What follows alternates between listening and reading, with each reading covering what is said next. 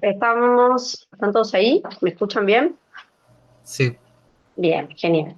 Bueno, entonces habíamos visto cómo de alguna manera habían demostrado mediante un experimento em, el rol de cómo el bombeo de protones generaba sobre la unidad FO el giro, el rotar, de tal manera que esa rotación se traducía en un cambio conformacional y era lo que de algún modo generaba la síntesis de ATP. ¿Sí? Entonces, yendo un poco más a la estructura de lo que es la ATPasa, ¿sí? Vamos a volver un cachito para atrás. La tepeasa tiene, como bien dijimos, una subunidad FO que tiene a su vez subunidades C y que está anclada a un estator mediante una subunidad B y delta y una gama que conecta el rotor molecular con la subunidad F1, ¿sí? La subunidad F1 a su vez tiene tres subunidades alfa y tres subunidades beta. Me parece que acá se ve un poquito mejor, ¿no? Tiene una, dos, del otro lado tres subunidades alfa y tres subunidades beta. Y está conectada con el rotor mediante la subunidad gamma. A su vez, obviamente, tiene un estator que mantiene al rotor anclado a la membrana. ¿Sí? Por todos los experimentos que le mostré, la tepeasa es una de las estructuras que se conoce como rotor molecular. Otro rotor molecular quizás lo vieron los que cursaron micro en el sistema flagelar de las bacterias, ¿sí? En las cuales el flagelo se mueve gracias a que está anclado a la membrana por un rotor molecular. Bien, entonces, eh, digamos, ¿cómo se sintetiza el ATP una vez que se descubrió toda la estructura de la ATPasa, ¿no? Y de alguna manera se puso de manifiesto esta teoría quimiosmótica. En la diapo lo que muestran es una teoría de cómo se sintetiza el ATP en base a lo que tiene que ver con los cambios conformacionales que se generan desde el rotor hacia las unidades F1. Y la representación implica ver las unidades beta, que son las catalíticas, como si las viésemos desde arriba, ¿no? Como si estos fuesen las tres unidades beta, ¿sí? Entonces, lo que se propone en esta teoría es que las subunidades beta se encuentran, que tienen un efecto cooperativo, y se encuentran en distinto nivel de afinidad hacia los sustratos, ¿no? Tendrían diferentes diferentes conformaciones que hacen que esa subunidad esté en un estado open, low o tight. ¿Qué implica eso? Que en el estado open hay nada de afinidad por el sustrato, ¿no? En el centro activo, en el estado low, una débil afinidad por el sustrato, y en el estado tight, una alta afinidad por el sustrato. Esas tres unidades betas van a ir cambiando su afinidad por el sustrato, van a cambiar su conformación acorde a la subunidad gamma transmita lo que le dice eh, el rotor. Vuelvo para que lo vean en la estructura.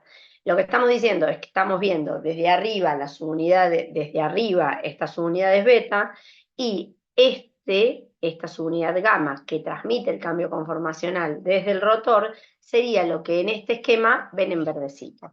¿Está bien? Entonces fíjense que si nos paramos en una conformación determinada, ¿no? Hay una conformación que es la que sintetizó el ATP, que es la tight, ¿sí? La que lo tiene bien agarradito, y invirtiendo ADP y PI que está dando vuelta, en esta conformación el ADP y PI va a interaccionar con el sitio activo que tiene una conformación low, ¿sí? Que tiene una afinidad más o menos por el sustrato, ¿sí? Con lo cual, cuando haya un cambio energético y se genere un cambio conformacional, ¿no? Manifestado en lo que sería la porción gamma de la estructura, fíjense que acá está apuntando a open y acá también apunta a open, pero cambió la subunidad que ahora es open, moviendo la que era tight a open y la que era low a tight. ¿Lo pueden ver eso? Es crucial que entiendan esto para entender cómo es el mecanismo molecular por el cual se sintetiza la ATP. ¿Lo pueden ver lo que les acabo de describir? Se generó un cambio conformacional en el rotor que se transmitió a través de la subunidad gamma, y eso se traduce en la subunidad F1 a nivel del cambio conformacional de la subunidad beta. ¿Lo ven?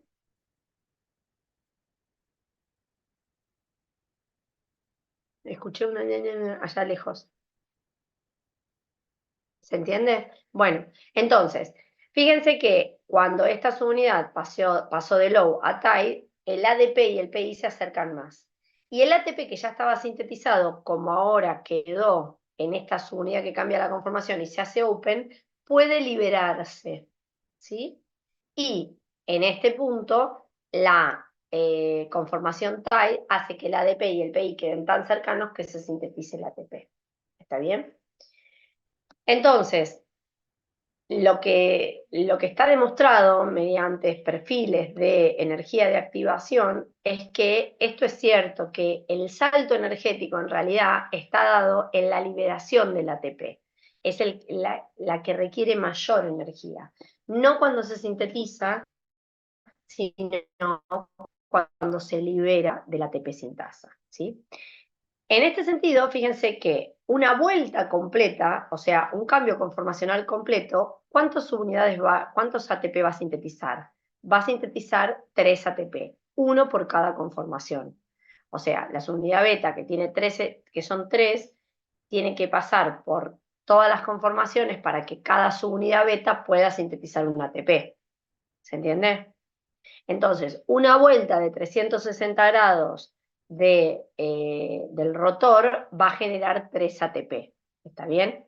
¿Dónde está la estequiometría que tenemos que conocer? Si 3 ATP se sintetizan con una vuelta completa, ¿cuántos protones se requieren para generar una vuelta completa? Los protones van a atravesar las subunidades C de la subunidad F0 de tal manera de generar cambios conformacionales, ¿sí?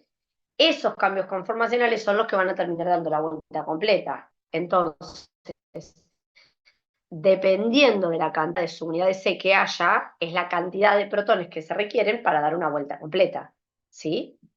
En general, las levaduras, ¿no?, que son una de las más estudiadas, tienen alrededor de 12 subunidades C, 12 subunidades C. Entonces, para dar una vuelta completa se necesitan alrededor de 12 protones. Con lo cual, si una vuelta completa con 12 protones sintetiza 3 ATP, ¿sí?, se requieren 4 protones por ATP. ¿Me siguieron? Os lo digo otra vez.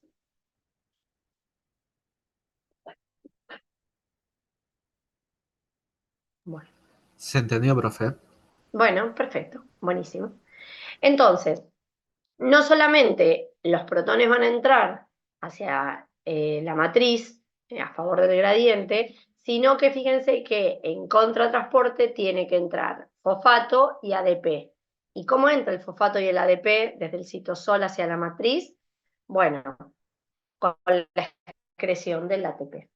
Con la excreción del ATP. ¿Está bien? En el caso del ATP, sacando el ATP, en el caso del ADP, sacando el ATP, y en el caso de los fosfatos, en cotransporte también con protones, de la misma manera que lo hace la ATP sintasa. Entonces, no solamente la ATP sintasa favorece, ¿no?, el disipar los gradientes del espacio intermembrana, sino que también lo hace el transportador de fosfatos, todo girando en la misma dirección, ¿no? Bien, entonces, se requieren 4 protones para sintetizar una molécula de ATP. Eso es lo que pareciera que nos dice la estequiometría de evaluar el efecto molecular o cómo es el mecanismo molecular de la síntesis de ATP. Cuando se pusieron a hacer las cuentas termodinámicas, ¿no?, de cuál es la fuerza protonmotriz que se requiere, cuál es la energía asociada a la traslocación de 4 protones, vieron que esa traslocación de 4 protones podría estar medianamente alrededor de lo que se requiere para sintetizar el ATP. ¿Está bien?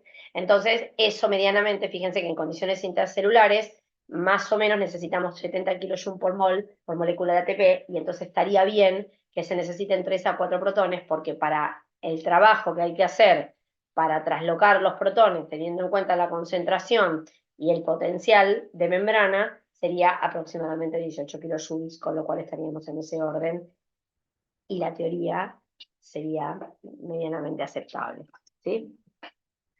Entonces, si tenemos en cuenta los 10 protones que se bombeaban cada 2 electrones del NADH, ¿sí?, que entraban a la cadena, y decimos que 12 protones más o menos sintetizan 3 ATP, 10 protones, ¿cuántos ATP van a sintetizar? Y alrededor de 2,5, que es la misma relación que habían encontrado mediante ese experimento con la PO hacía muchísimos más años de que se conociera la estructura molecular de la ATPasa, ¿sí? O sea que la aproximación que se hizo mediante el cálculo de la PO, poniendo en defecto el ADP y midiendo la presión parcial de oxígeno, que era un experimento que era anterior a la teoría quimiosmótica, era realmente correcto o acertado, había tenido un muy buen índice de aproximación, ¿no? Porque aún conociendo la estructura molecular de las ATPasas, se lleva a un valor de rendimiento de ATP por cada 2 electrones que entren por el complejo 1, que es más o menos del orden, ¿sí? ¿Está bien?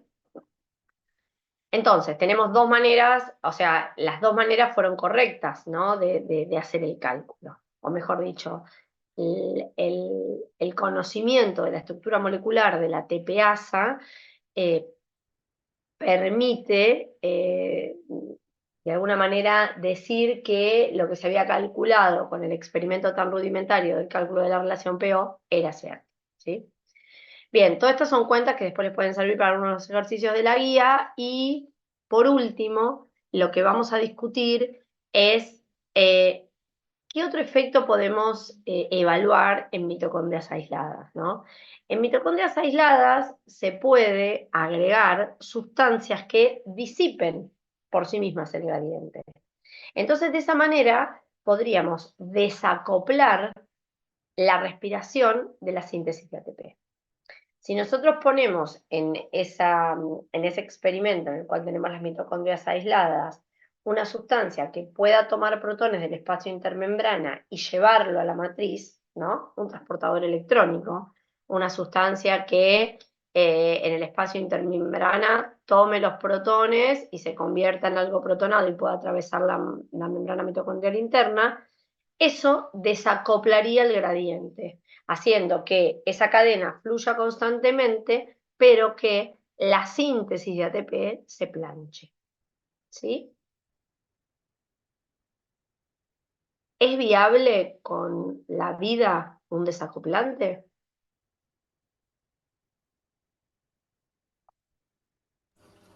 ¿Qué les No, parece? profe.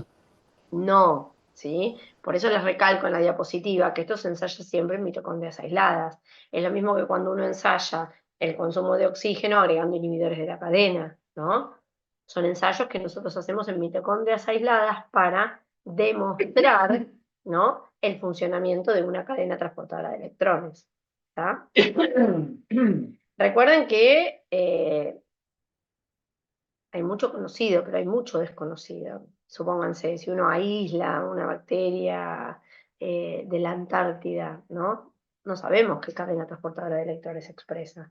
Entonces, estas son todas herramientas que permiten hacer experimentos sobre nuevas cadenas transportadoras de electrones. O sea, son experimentos que se hicieron para demostrar el funcionamiento de la cadena transportadora de electrones, pero eso no quiere decir que sepamos todas las cadenas transportadoras de electrones. Nosotros estudiamos la clásica, pero en base a la clásica puede haber modificaciones, ¿sí?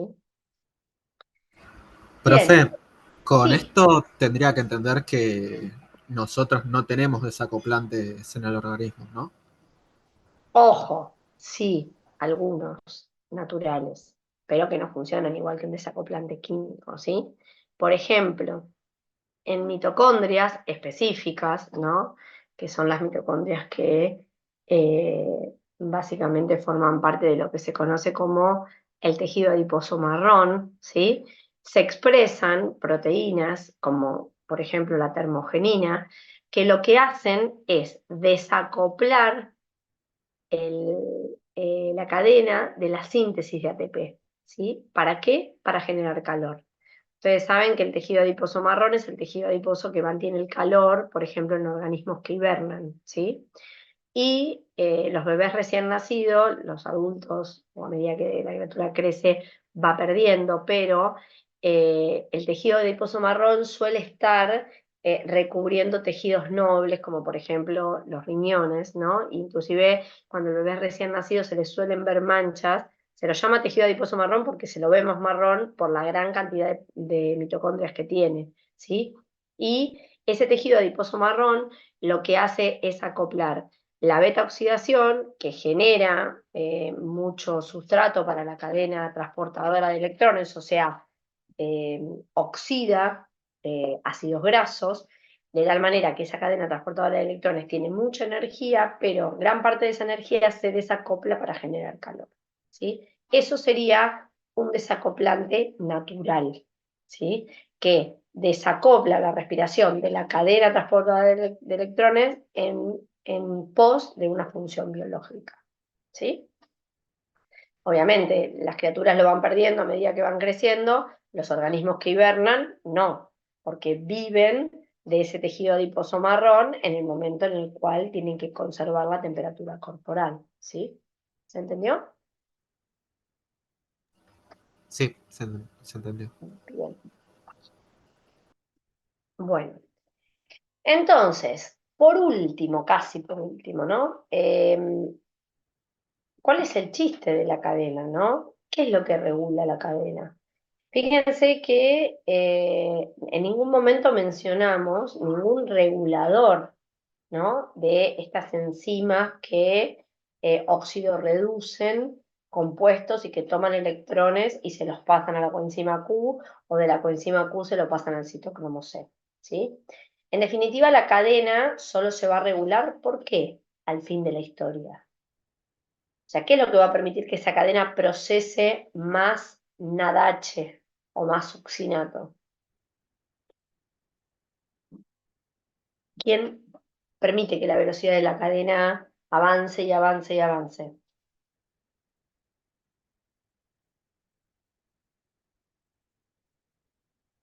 ¿Qué pasa si hay Que mucho haya un ATP? último sector de electrones como el oxígeno. Bueno, pero si hay último, se supone que siempre hay último sector de electrones porque estamos todos oxigenados, ¿no? No, no debería ser una limitante, porque si es una limitante, ahí sí que nos pasa. ¿Qué pasa si falta el oxígeno?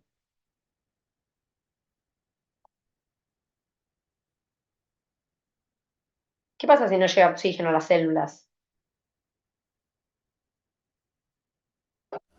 Se reduce mucho la síntesis de ATP y nos morimos. Bueno, tal cual. Entonces, ¿quién va a limitar que la cadena pueda procesar poder reductor?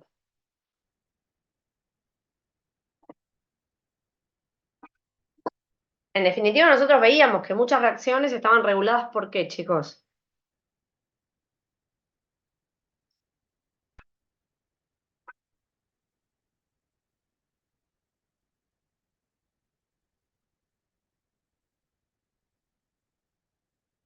¿Qué pasa si hay mucho ATP?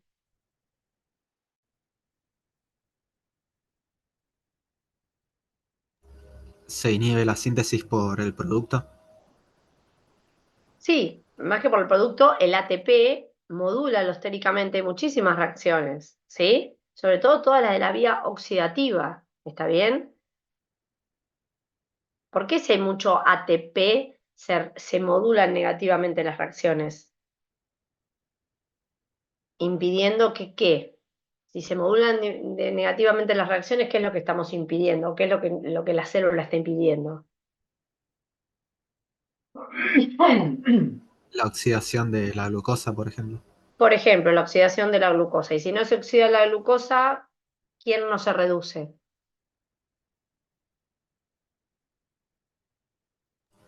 El NAD no se reduce a El NADH. nano se va a reducir, ¿no? Entonces el ATP de alguna manera está diciendo, si hay mucho ATP, quiere decir que entró mucho NADH a la cadena. Y esa cadena, de alguna manera, está desbalanceada, porque hay mucho ATP. Y a su vez, si hay mucho ATP, hay poco ¿qué?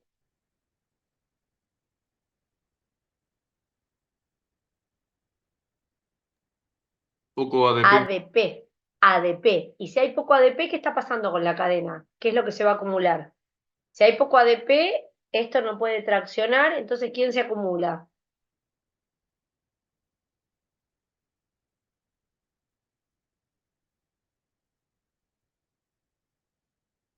¿Quién entra a la cadena y empuja que se sintetice ATP?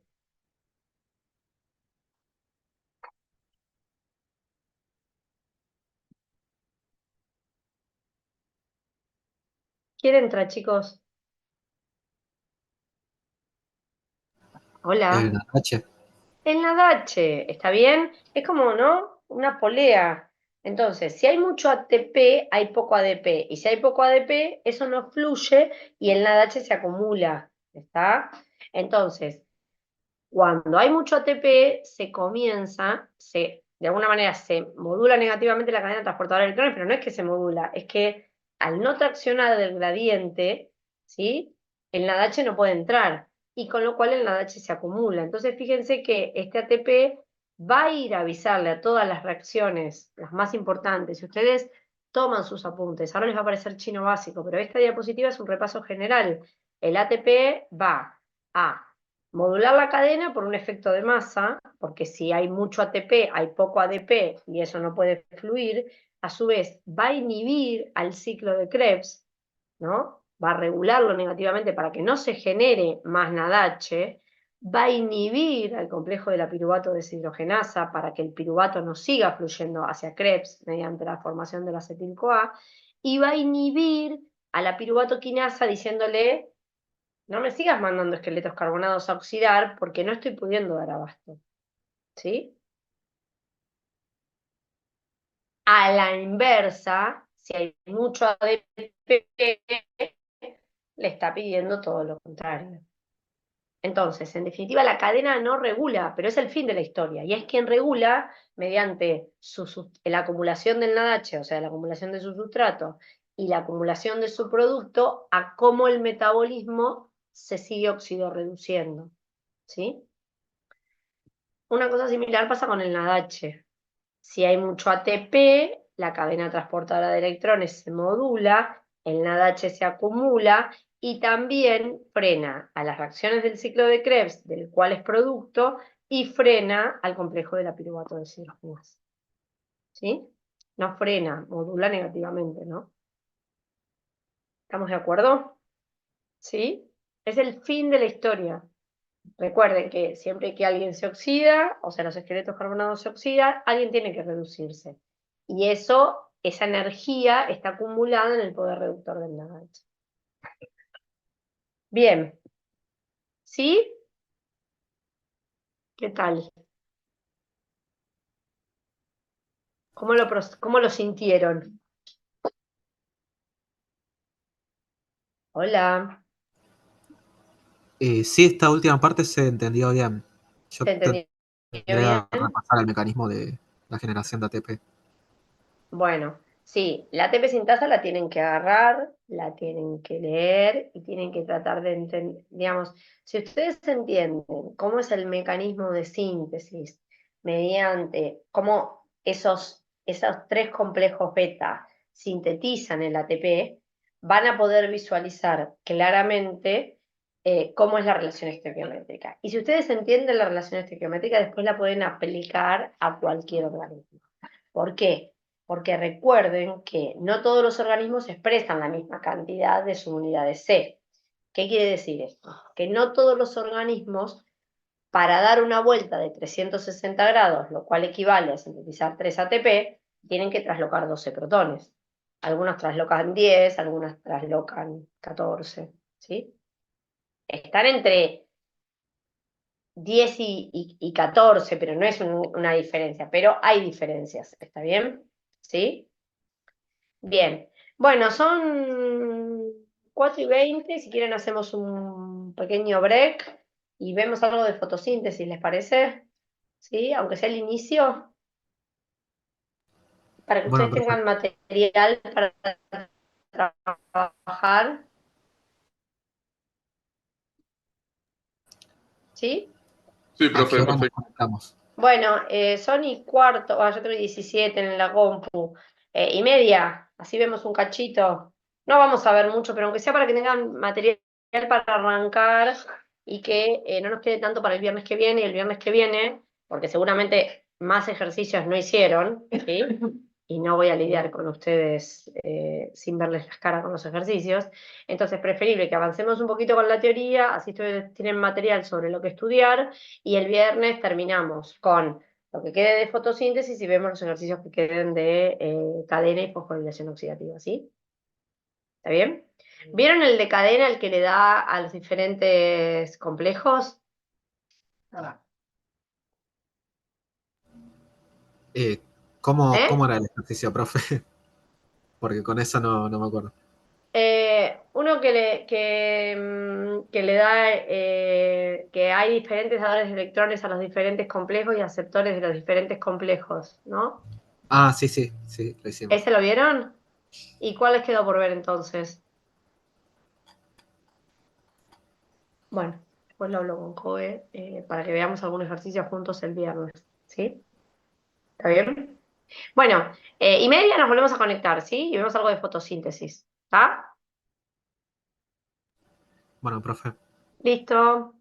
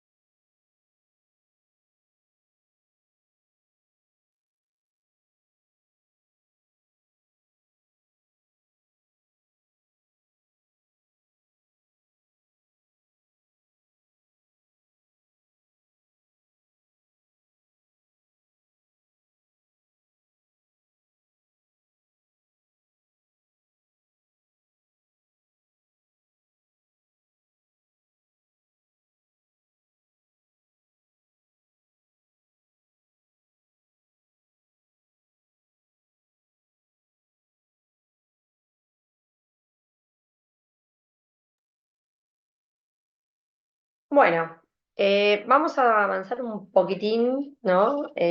Sobre la otra temática que vamos a abordar antes del parcial, que es fotosíntesis, ¿sí? Eh, la fotosíntesis tiene en gran parte mucho que ver con el proceso inverso que venimos discutiendo hasta ahora, ¿no? Porque hasta ahora venimos discutiendo cómo los organismos oxidan la glucosa para obtener esqueletos carbonados y energía, ¿no? Y al final de esa oxidación, lo que hacen es utilizar una cadena transportadora de electrones para consumir el poder reductor que está como retenido, contenido en los enlaces que se oxidan de la glucosa, ¿sí? Entonces, en la fotosíntesis, esto es diametralmente opuesto, ¿no? Porque los organismos en la fotosíntesis consumen el dióxido de carbono de manera de reducirlo a esqueletos carbonados más complejos, ¿sí? Entonces, lo que estuvimos viendo hasta recién es esta parte que les acabo de describir como, de alguna manera, los carbohidratos que se generan en los organismos fotosintéticos son oxidados por los heterótrofos para poder obtener energía y esqueletos carbonados y liberar dióxido de carbono y agua. Sustrato que los organismos fotosintéticos asimilan de algún modo, ¿no? El dióxido de carbono, lo toman y lo convierten en carbohidratos, reduciéndolo a través de lo que ellos mismos generan, que es poder reductor y ATP. Pero para poder generar el poder reductor y el ATP de manera abundante, requieren de una energía extra que es la energía lumínica. Entonces, ¿dónde está el meollo de la cuestión en la fotosíntesis? En cómo los organismos fotosintéticos tienen la capacidad de convertir la energía lumínica en energía química, ¿sí? Bien.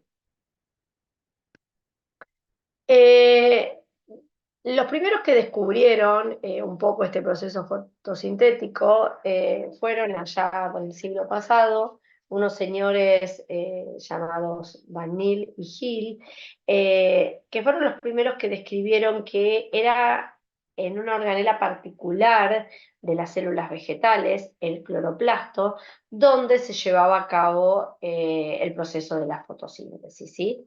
Y lo primero que descubrieron era que cuando se iluminaban compuestos, pigmentos fotosintéticos formando parte de células de espinaca o algas, lo que veían que el reactivo de Hill se reducía en presencia de luz, ¿sí? Ese fue uno de los primeros indicios respecto a que en el proceso fotosintético había una reducción que estaba inducida por la luz. Un tiempo después, lo que descubrieron fue que ese producto o metabolito que se reducía a lo largo del proceso lumínico que ocurría en la fotosíntesis era el NADP que se convertía en NADPH, ¿sí? ¿Cómo ocurría esto? Bueno, gracias a, como dijimos, la traducción de energía lumínica en energía química a través de los que se conocen como pigmentos fotosintéticos. Existen diversos pigmentos fotosintéticos en los organismos, atravesando todos los organismos fotosintéticos, y la gracia de diferentes pigmentos fotosintéticos es que absorben a distintas longitudes de onda, con lo cual cubren o se excitan o traducen la energía química en energía lumínica a través de todas las variedades de longitud de ondas que tiene la luz visible, ¿sí? Bien, para hablar de fotosíntesis tenemos que hablar de traducción de energía lumínica a energía química, y un proceso en el cual interviene la luz es en el de excitar electrones y generar transformaciones energéticas a través de el salto de los electrones que forman parte de los pigmentos fotosintéticos, de tal manera que esos electrones puedan sufrir procesos energéticos, ¿sí? Entonces, para eso vamos a hacer un breve repaso de lo que es el intercambio de energía mediante estos dar energía lumínica. ¿Se acuerdan que la energía podía escribirse como H por nu? ¿Sí? Y ese H por nu, de acuerdo a la energía que se le imprima, hace que los electrones en la última capa puedan cambiar de estado energético, ¿sí? Entonces fíjense que los electrones podrían pasar de un estado basal a un estado excitado, dependiendo de la energía que se le imprima, pero no a cualquier estado excitado. ¿Se acuerdan que los estados excitados podían ser de a cuántos? La energía se absorbe y se cede de a cuántos, ¿sí? Dependiendo de lo que se absorba y lo que se ceda y cómo se haga, esos fenómenos pueden ser de fluorescencia o de resonancia. Entonces, si un electrón va del estado basal al estado excitado, absorbe luz y mediante el proceso de fluorescencia puede emitirla, ¿sí? Ahora, puede haber una transferencia de energía por resonancia si un electrón se excita, ¿no? Y en el estado excitado hace que esa excitación pase a la molécula contigua y excite a la molécula contigua, excitando al electrón, ¿no? Eso sería un proceso de resonancia. Ahora, en la fotooxidación hay un elemento que se excita, ¿sí? Y como quedó en el estado excitado, para que vuelva al estado basal, de alguna manera ese estado excitado puede hacer que tenga la capacidad de ser transferido a otra molécula que tiene la capacidad de reducirse. Con lo cual, el que se excitó va a quedar oxidado y la molécula contigua va a quedar reducida. Ahora, tiene que haber alguien que restablezca la molécula capaz de excitarse al estado basal, porque la molécula no se puede excitar desde el estado oxidado, sino que tiene que volver al estado basal. Este proceso, en su conjunto, se llama fotooxidación, y es lo que vamos a ver, casi todos los procesos, los vamos a discutir en la fotosíntesis. Cuando se empezó a estudiar este proceso de fotooxidación en la fotosíntesis, un experimento que fue muy relevante, que fue el experimento de Emerson y Arlon, en el cual excitaban una suspensión de algas verdes en flashes consecutivos de luz y medían la cantidad de oxígeno que se producía en función de los flashes, ¿sí?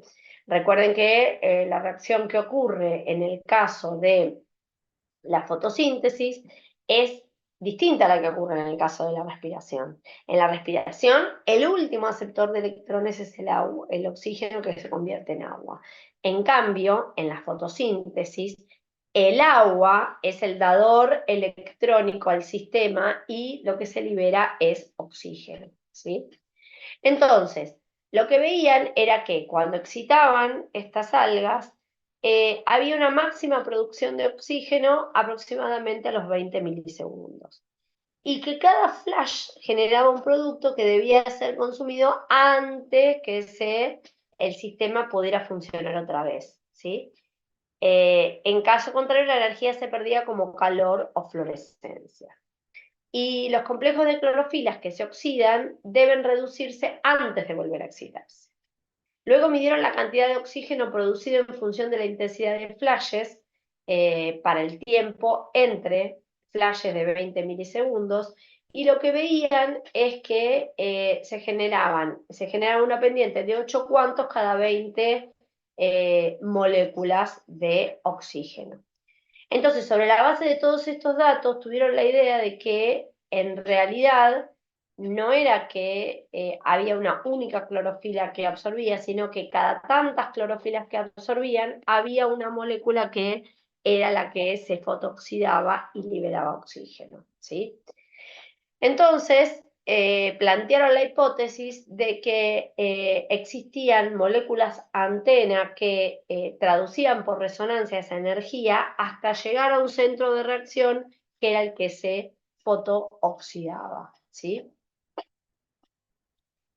¿Qué es lo que ocurre en el, bueno, un esquema similar para que vean que hay muchas moléculas antenas que en definitiva terminan cargando la energía en el centro de reacción? ¿Qué es lo que ocurre en el centro de reacción? En el centro de reacción ocurre la fotooxidación. Para los que ustedes no vieron nada de botánica, ¿no? Bueno, esta es la estructura de un cloroplasto, ¿sí? La fotosíntesis ocurre en las plantas superiores dentro de los cloroplastos, y si se fijan, los cloroplastos tienen otro sistema de membrana. ¿Vieron algo de esto alguna vez en biología? Hola, ¿no? ¿Sí? Creo que sí, en biología general de segundo año, creo. Bueno, entonces, tienen un sistema de membranas que se llaman tilacoides, y estos tilacoides se apilan formando lo que se llaman estructuras en grano, ¿sí? Pero en definitiva, el tilacoide es una unidad fotosintética, ¿sí? Fíjense que los tilacoides se ven verdes, ¿no? Se expresan los pigmentos fotosintéticos allí.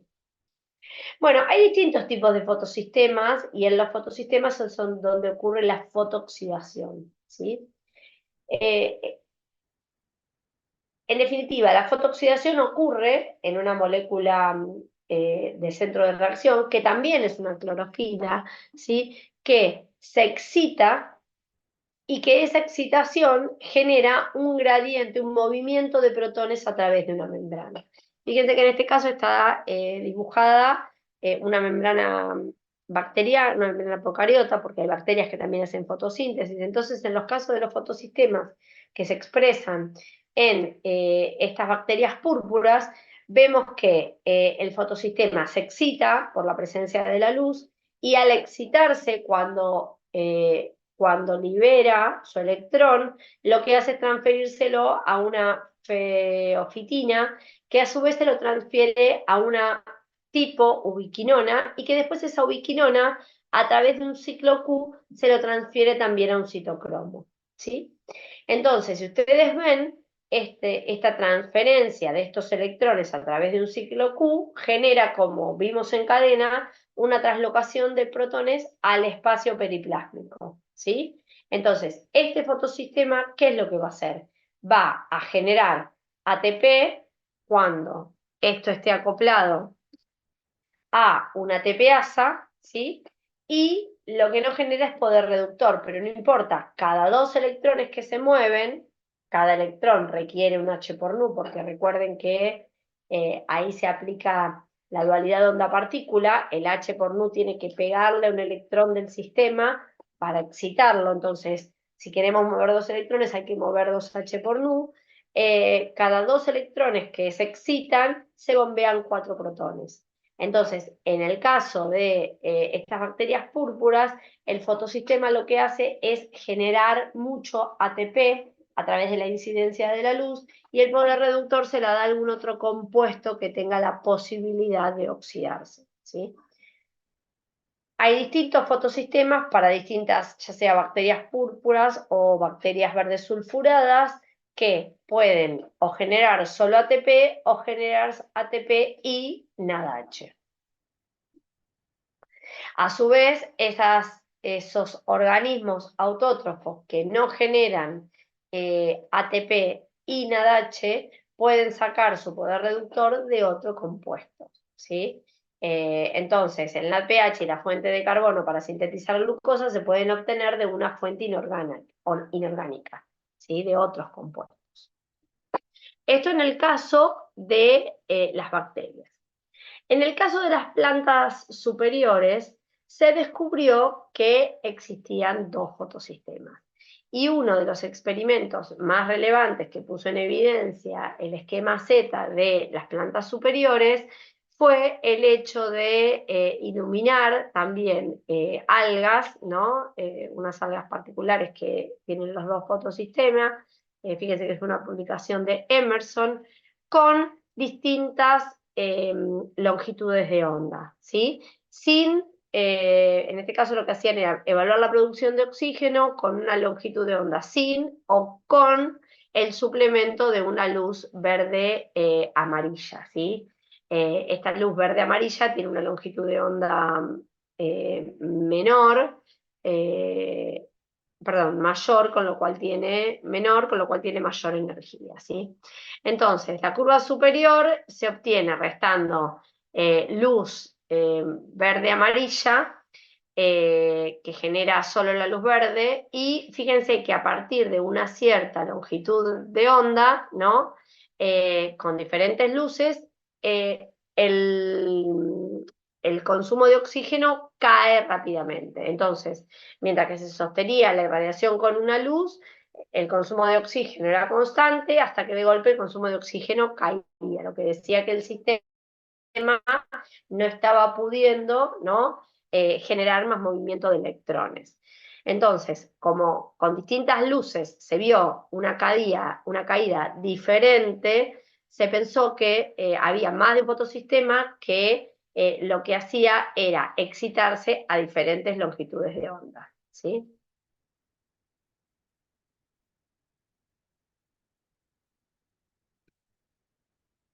Otro de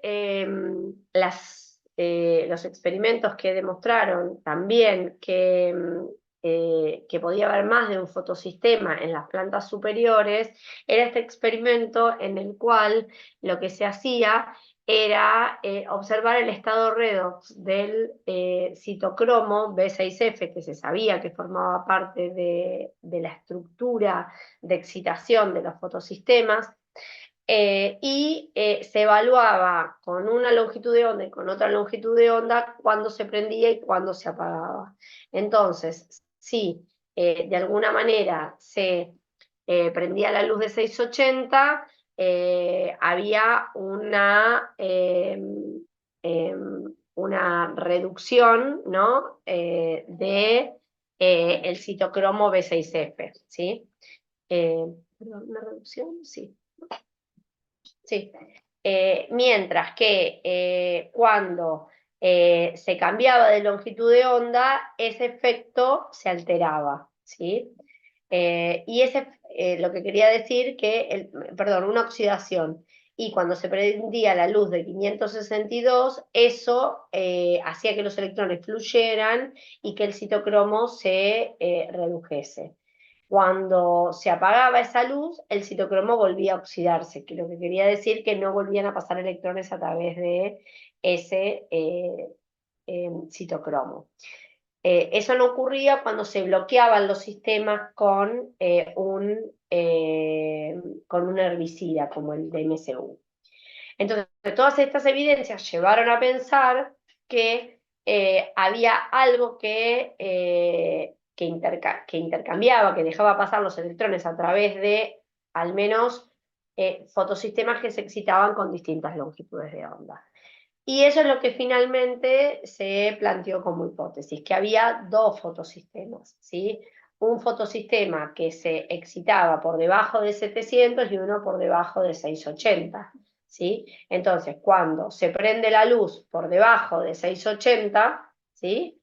Los electrones fluyen, mientras que cuando se mantiene solo la luz de 680, los electrones no pueden fluir a través del fotosistema del citocromo B6F, porque no está prendido el fotosistema, no está excitado.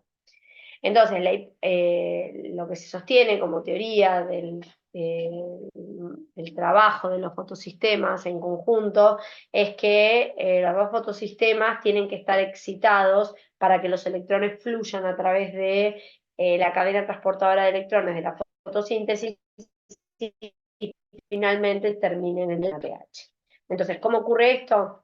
Se excitan los dos fotosistemas a la vez, entonces los electrones fluyen desde el fotosistema 2 hacia el fotosistema 1 a través del complejo del citocromo B6F y terminan finalmente en el DALPH. La transferencia de electrones a través de la cadena que conecta los dos fotosistemas implica un ciclo Q, con lo cual implica un bombeo de protones a través del citocromo B6F, y eso genera un gradiente a través de unas membranas que vamos a discutir ahora, con lo cual esto también está acoplado a la síntesis de ATP. Entonces, ¿cuál es el chiste de esta situación?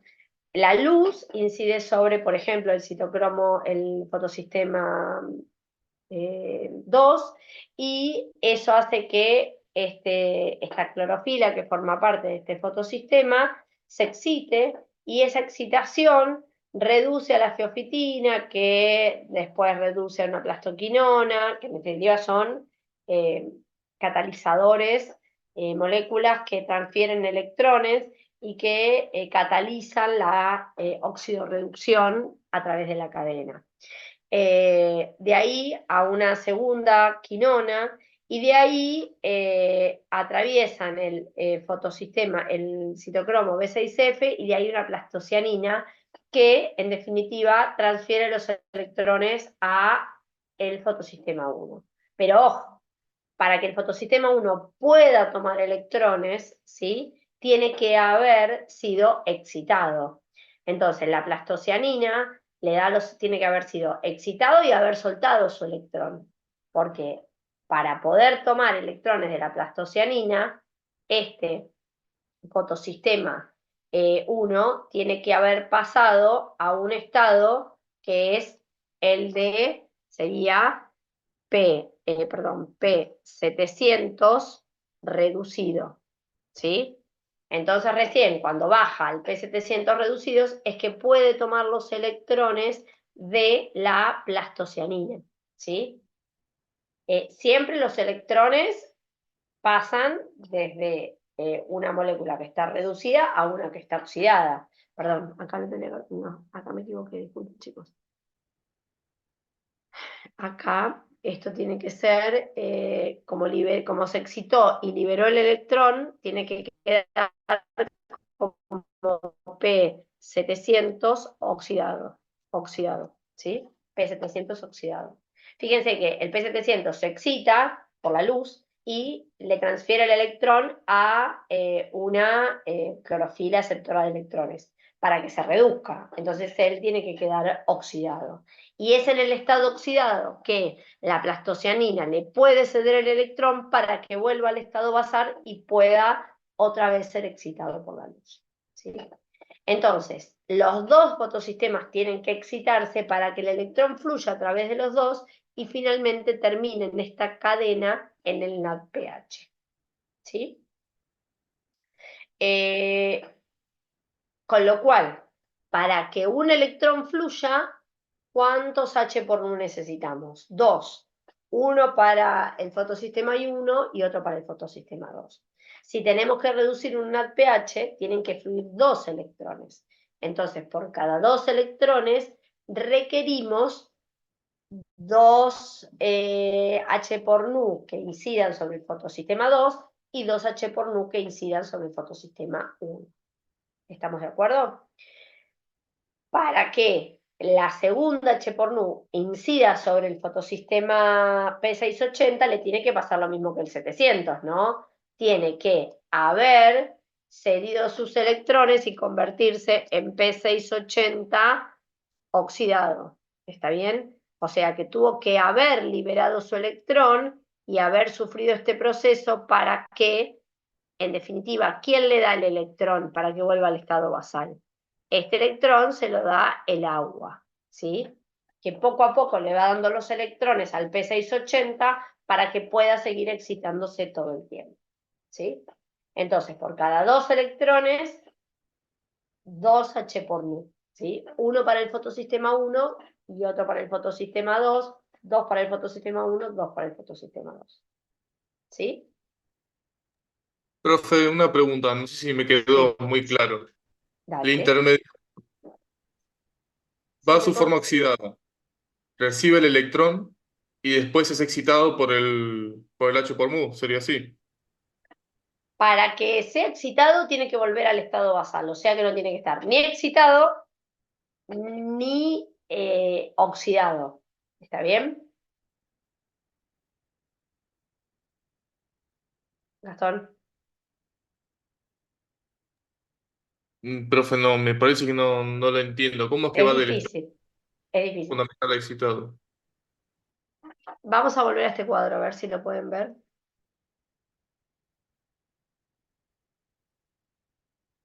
Es esto que les mostré acá. Hay una sola molécula que es la susceptible de ser excitada por la luz, que es esta que está representada como clorofila. Entonces, esa clorofila, en presencia de luz, tiene un electrón que tiene la capacidad de excitarse. ¿Eso lo entendemos? Sí. ¿Ah? Ahora, ese electrón, cuando está excitado, puede escaparse a la molécula contigua. No importa, una plastocianina, la molécula que fuese, en la cadena. ¿Está bien? En este caso está dibujado por A, está graficado por A, que es la molécula que puede reducirse. ¿Sí? O sea, la clorofila no le puede transferir electrones a A. Sí le puede transferir desde el estado excitado. ¿Sí? Porque en definitiva la transferencia electrónica depende de ¿qué? De una energía, como en el caso de la cadena. Siempre que transfiramos electrones, ¿cómo lo podemos hacer? Espontáneamente a través del potencial, ¿no? Sí, en función del potencial de la energía de reducción. ¿Sí? El cátodo menos el ánodo tiene que dar mayor a cero. Entonces, la clorofila tiene que excitarse para que le dé el potencial para transferirle el electrón a A. ¿Está? Ahora, se excitó, le transfirió el electrón a A y ella quedó igual. No, porque le transfirió el electrón. O sea, la excitación es un artilugio, ¿no? La luz le da la energía extra a esa clorofila para que pueda oxidarse y reducir a la contigua. ¿Se entiende? Sí, sí, profe, ahí lo entendí mejor. Necesito otro sí además del de Gastón. ¿Todos se entienden o vuelvo a repetir?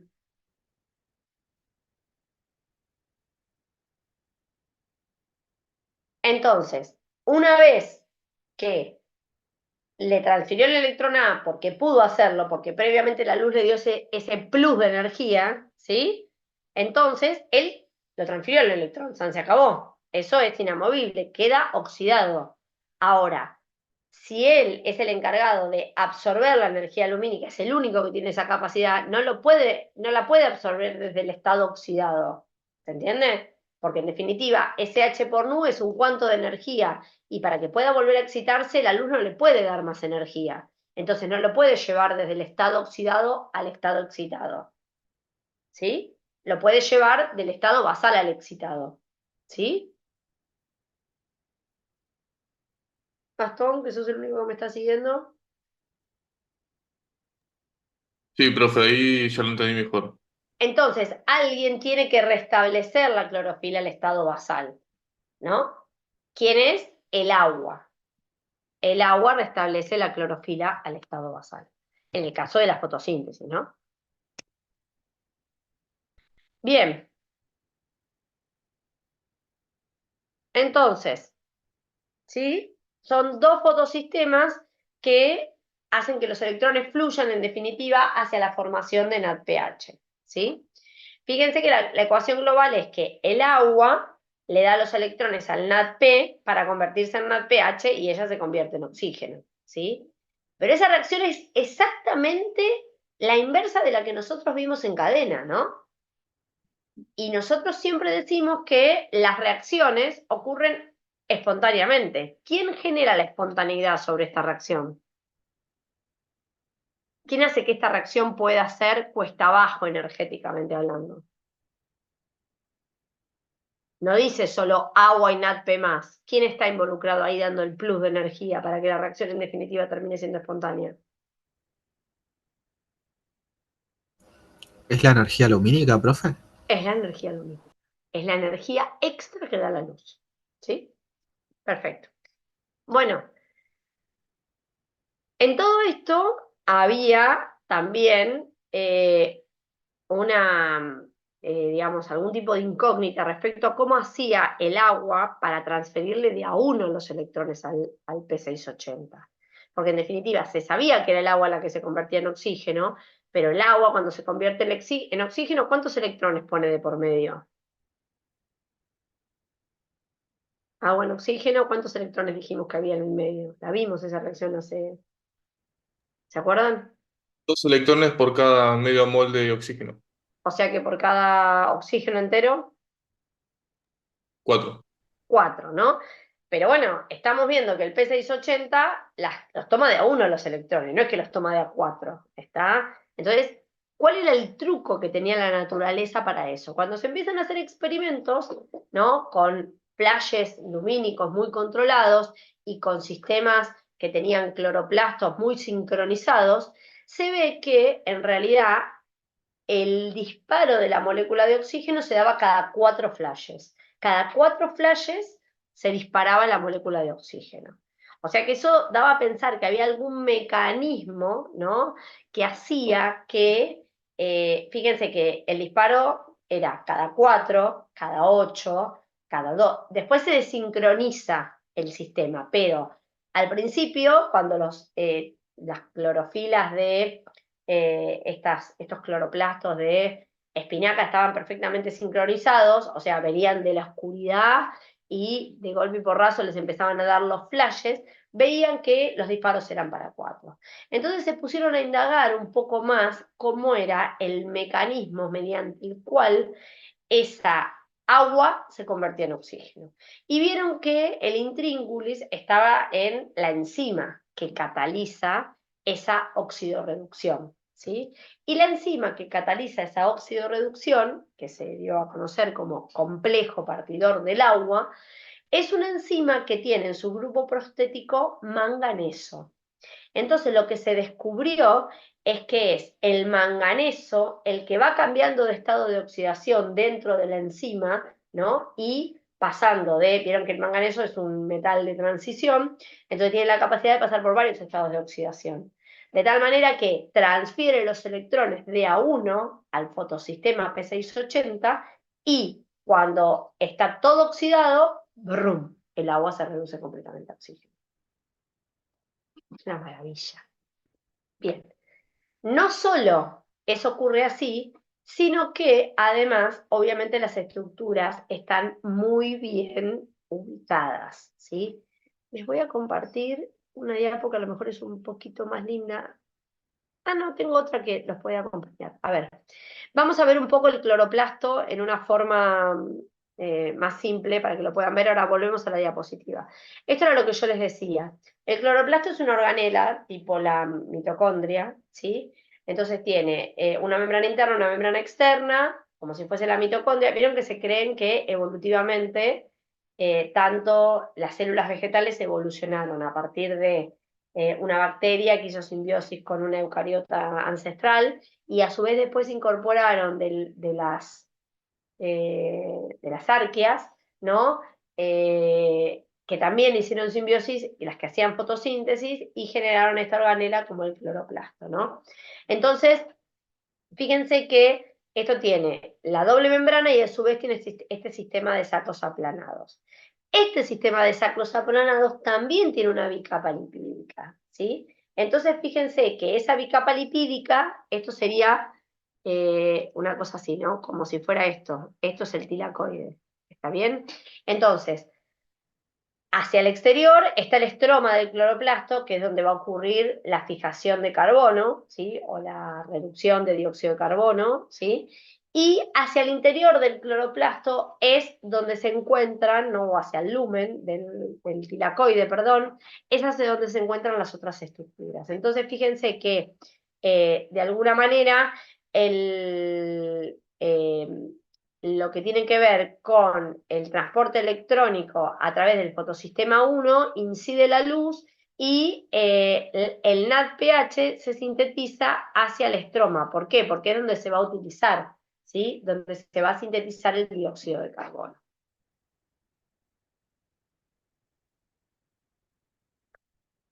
Bien, vamos a... ¿Cómo se ve esto globalmente? Si este es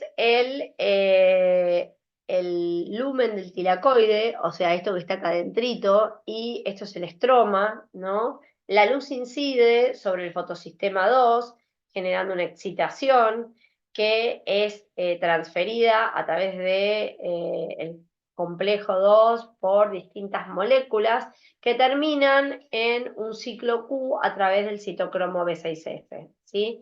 Y ese citocromo B6F, que es donde ocurre el ciclo Q, bombea protones hacia el lumen del tilacoide, ¿sí? Y esos electrones son transferidos al fotosistema 1, que es el que está de alguna manera encargado de la síntesis de NADPH hacia el estroma.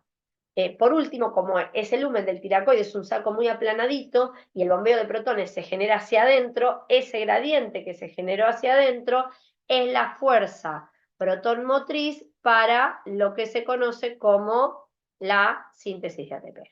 Fíjense que vamos a ver, estamos viendo la síntesis de ATP en otro sistema, ¿no? Entonces, los protones se bombearon hacia el lumen, no solo los protones provenientes del ciclo Q que ocurre en el citocromo B6F, sino también del complejo partidor del agua que libera protones, y eso es utilizado como gradiente protón motriz para la síntesis de ATP. Entonces, para reducir una molécula de agua a oxígeno se requieren 4 electrones. Para que se muevan 4 electrones a través de estos dos fotosistemas, necesitamos al menos excitar 4 veces cada uno de los fotosistemas, ¿no? Porque movimos 4 veces los electrones que salieron del agua, pero a su vez para que pasasen por el fotosistema 1 también lo tuvimos que excitar.